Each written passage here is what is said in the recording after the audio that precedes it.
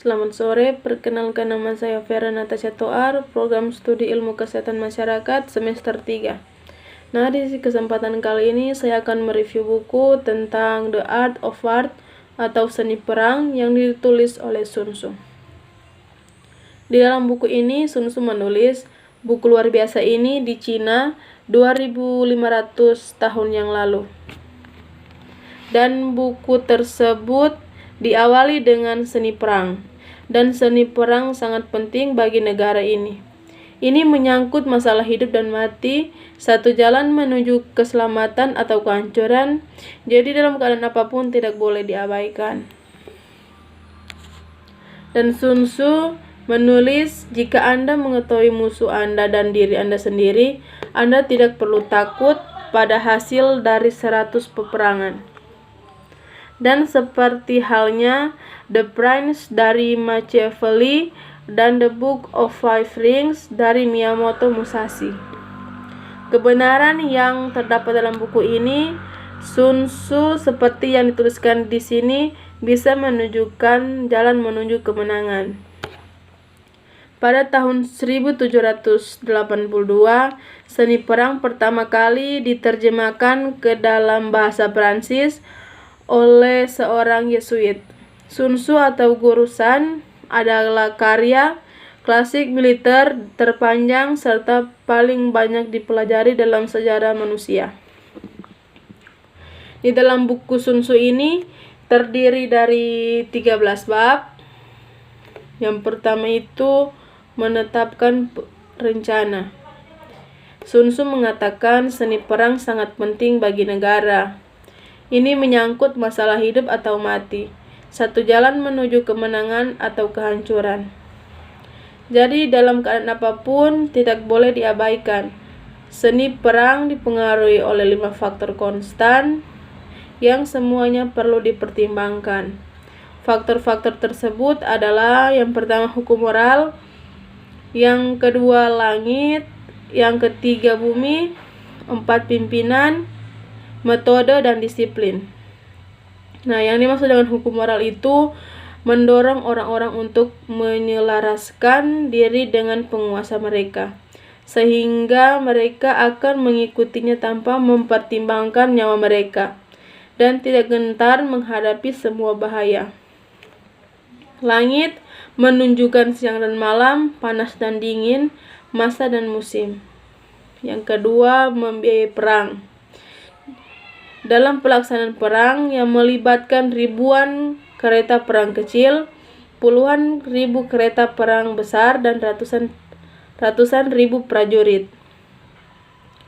Dengan perbekalan yang memadai dalam negara dan di medan perang, termasuk menjamu para tamu, pengeluaran untuk hal-hal kecil seperti lem dan cat, dan untuk kereta perang dan baju baja, akan mencapai jumlah total sebesar 1000 ons perak setiap hari.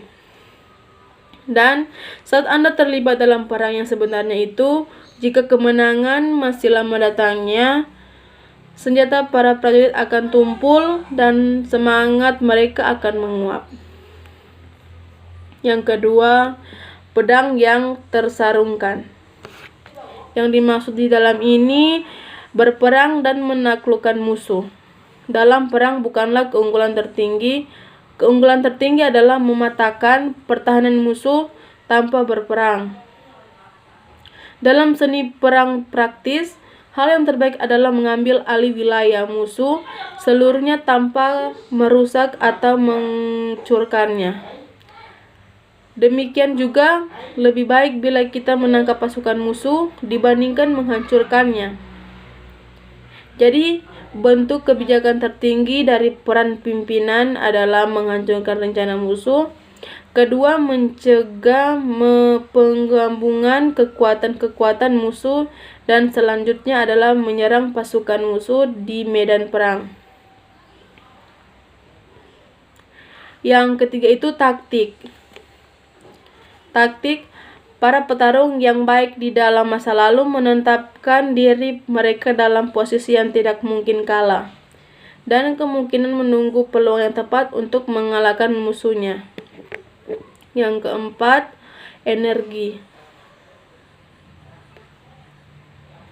Untuk memastikan bahwa pasukan Anda mampu menahan serangan dari pihak musuh dan tetap tak tergoyahkan. Taktik tidak langsung apabila diterapkan secara efisien. Dan berikut titik lemah dan titik kuat. Agar pengaruh pasukan Anda seperti sebuah gerindra yang meremukan sebutir telur, gunakan ilmu tentang titik lemah dan titik kuat.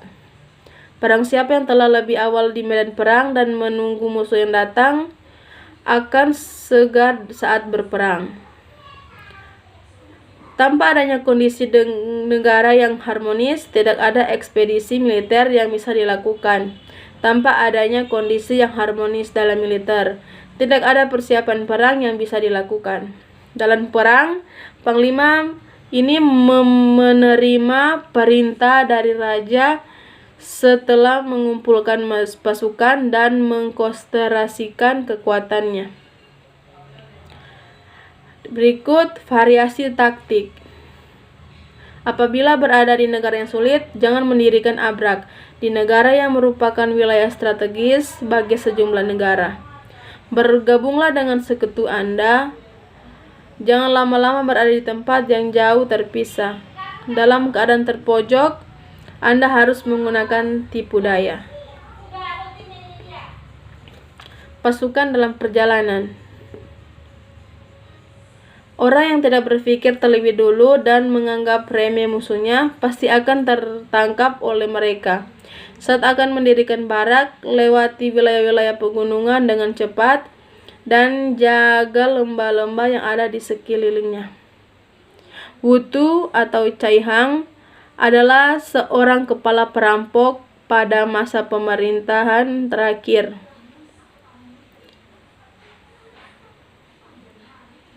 Berikut adalah tanah. Kita bisa membedakan 6 jenis tanah atau tempat-tempat yang bisa dicapai.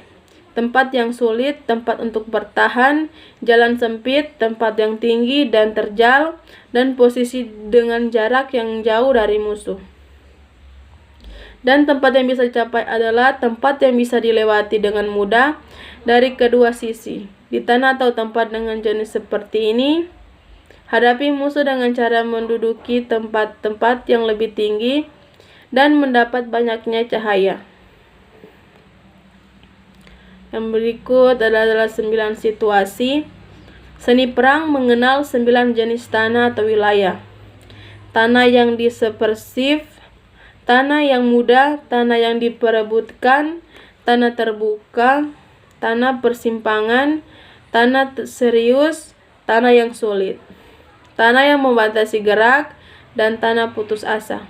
Dan apabila seseorang pemimpin pasukan berperang di wilayahnya sendiri, maka disebut sebagai tanah yang dispersif, karena para prajurit yang berada di dekat dengan rumah mereka dan ingin melihat istri dan anak-anak mereka.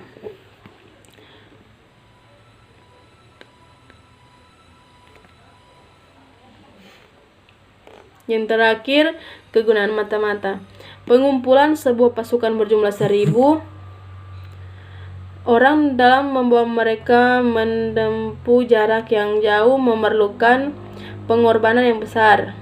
Dan pasukan-pasukan yang saling bermusuhan itu mungkin akan saling berperang selama bertahun-tahun, berusaha memperoleh kemenangan yang ditentukan hanya dalam 1 hari, lebih jauh lagi, dan tidak berusaha mengetahui tentang keadaan musuh hanya karena seseorang merasa berat untuk mengeluarkan 1000 ons perak untuk membiayai perang dan membayar para prajurit adalah puncak dari rasa tidak berperi kemanusiaan. Terima kasih. Itulah